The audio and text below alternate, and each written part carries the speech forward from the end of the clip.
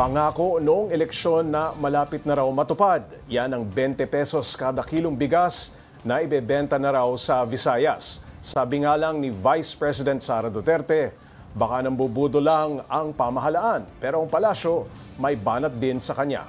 Para bigyan ng mukha ang balita, Mobile Journal Julie Baiza. Sana po sa mga leader, ang tunay na leader at tunay na Pilipino ay dapat sumusuporta sa kapwa Pilipino, lalong-lalo na sa pinuno ng bansa. Huwag sanang pairalin ang crab mentality at huwag maging anay sa lipunan. Iyan ang buwelta ni Palace Press Officer Claire Castro kay Vice President Sara Duterte. Paniniwala kasi ng bise, may hidden agenda sa anunsyong magiging available na ang 20 pesos kada kilo ng bigas sa Visayas. Kaduda-duda rin daw kasi na nag-meeting ang Pangulo kasama ang ilang gobernador ng Visayas. Binubudol na naman nila yung mga tao sa 20 pesos per kilo na bigas.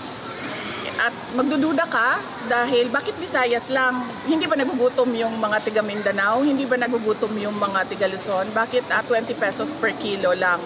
Pero ayon kay Undersecretary Castro, matagal nang ini-issue na hindi kakayanin ng Pangulo na tuparin ang campaign promise nito. Ngayong ginagawa, bakit patuloy daw ang pambabatikos?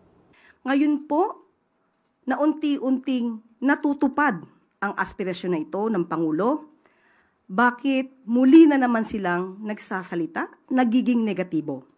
Muli, uulitin natin, ang gusto po ng Pangulo, ng Pangulong Marcos, ay ma-deliver sa taong bayan ang bigas sa murang halaga.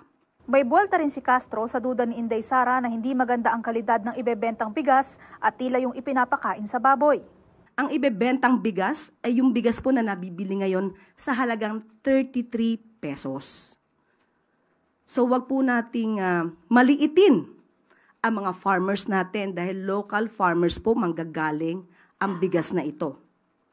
Kapag po sinabi, ninuman na ito ay panghayop na bigas, minamaliit po natin ang mga farmers natin na nagbebenta po sa NFA. Wala rin daw yung kaugnayan sa sumadsad na trust at approval ratings ng Pangulo kamakailan lang. Isa kasi sa itinuturong dahilan ng mababang ratings ang mataas na presyo ng bilihin sa bansa, partikular ang bigas. Nauna pa po ito na pag-usapan ng DA, ng NFA, bago pa po lumabas ang mga survey ratings na yan. Ayon sa Department of Agriculture, sisimulan sa susunod na linggo ang pagbebenta ng subsidized na bigas. Ang tanong ngayon, kaya bang ituloy-tuloy ng gobyerno ang implementasyon nito? Mobile Journal Julie Baiza po, hatid ang mukha ng balita.